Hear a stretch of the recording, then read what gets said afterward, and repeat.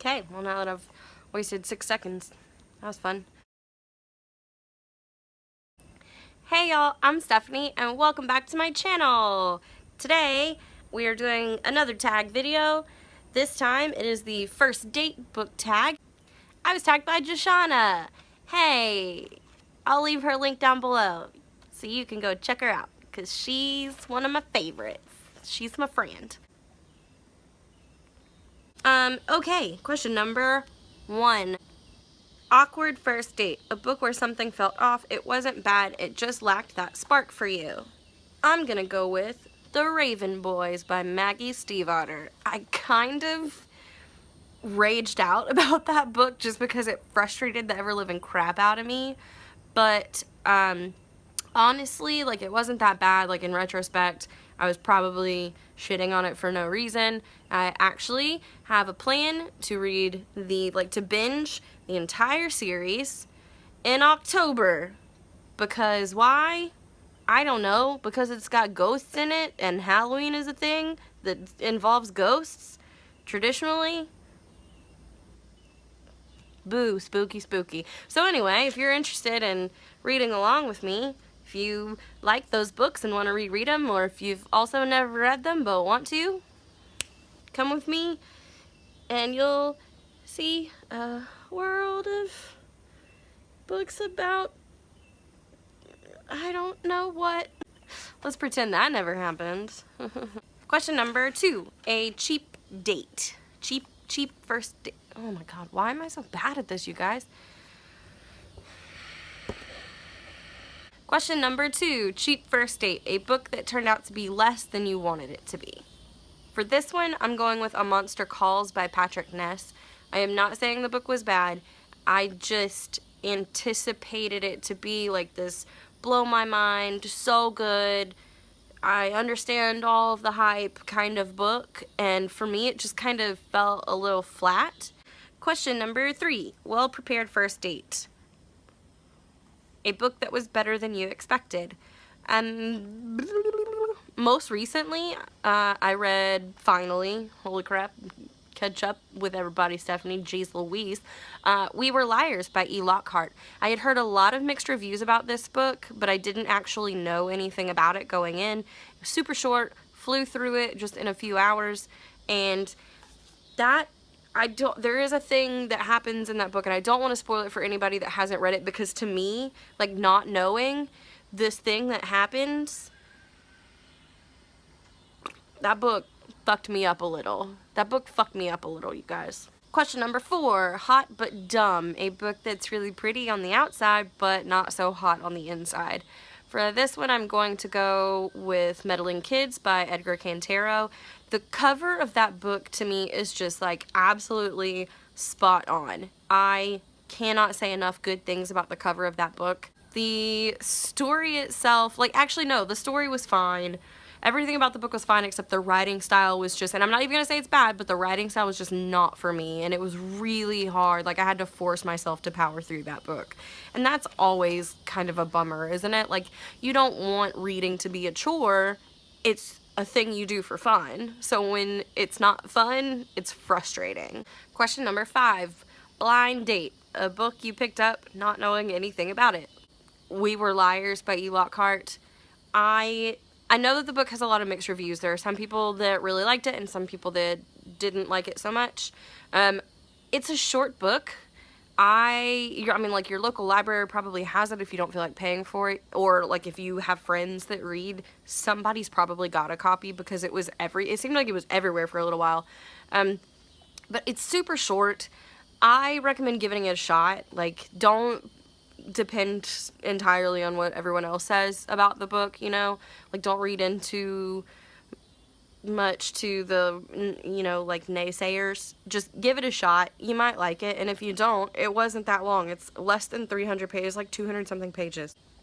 And you can always DNF it. That's always an option as well. Question number 6, Speed Dating. A book you read super fast. I could go with We Were Liars again, but this isn't the fucking We Were Liars show, so get out of here. Let me talk about another book for a minute. And I'm actually going to go with Geekarella by Ashley Poston. Is that right? Fuck, I really should have looked that up before. And by look up, I mean looked at my fucking bookshelf before I started this.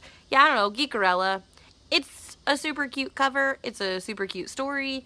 I'm always a fan of fairy tale retellings. Okay. Question number 7. The Rebound. A book you picked up too soon after a book hangover and it kind of ruined the book for you. I didn't write anything down for this one. Pass. 8. The Overly Enthusiastic Date. A book that felt like it was trying too hard. I'm gonna go with Meddling Kids by Edgar Cantero again. Shut up! Number 9, The Perfect First Date. The book that just did everything right for you. And for me, this is not a book, this is an author. And that is Leigh Bardugo. The Grisha trilogy, the Six of Crows duology. Loved everything about it. Everything that I've gotten my hands on of Leigh Bardugo's has just been, has me over the moon. And I know that I know that a lot of people that I'm friends with, especially here on BookTube, kind of have meh feelings about them. They don't like dislike Leigh Bardugo, but they also don't love her, and that's fine. Everybody's entitled to their own opinions, even when they're wrong. Leigh Bardugo is amazing, and I love all of her things. Question number 10. Humiliating First Date. A book that you are embarrassed to admit that you like, or that you would be embarrassed to be seen reading in public. I said Twilight, I guess, because, I mean, that's like the standard go-to for embarrassing book, which I don't, I do, and I was about to say I don't understand, but I do understand, because the writing is god-awful. It's so bad. But, you know, like, it's also kind of a fun bonding thing, I think. Like, I don't know of anyone that I've spoken to personally that, like, legitimately hates those books, like the Twilight books. Everyone is just like, yeah, I like them, but we don't have to talk about it, okay? Alright. I don't get it. You know, I feel like as long as people are reading and they're enjoying themselves reading, who gives two shits what they're reading, honestly? You want to read scientific essays? You go for it. You want to read fan fiction on the internet? High fives. Like, just follow your heart. Follow your little reader heart.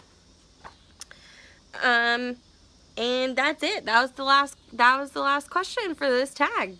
These are going by like pow pow pow. I'm doing a half decent job of not rambling too much.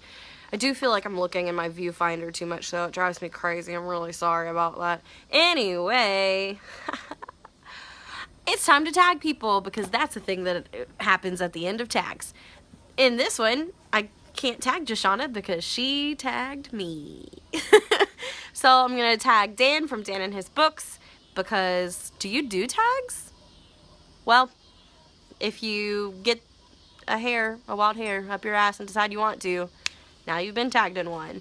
Also, Chelsea at Chelsea Darling Reads, because I don't think you've done this one before. And you do Tag Tuesday, so you're going to need tags to do eventually at some point. Add this one to your list. And I literally wrote IDK, whoever else wants to, question mark, question mark. So, have you done this tag? No? Do it. I tag you. And then comment down below and let me know that you did it so I can go watch it. Yeah.